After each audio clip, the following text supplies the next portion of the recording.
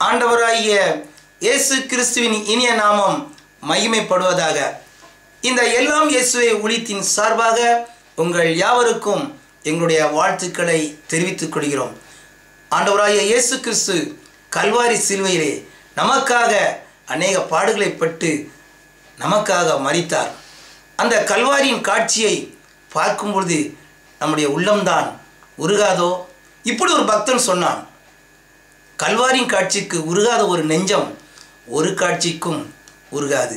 அந்த கல்வாரி காட்சியை குறித்ததான பாடலை பாடுகிறேன், கேளுங்கள். உள்ளமெல்லாம்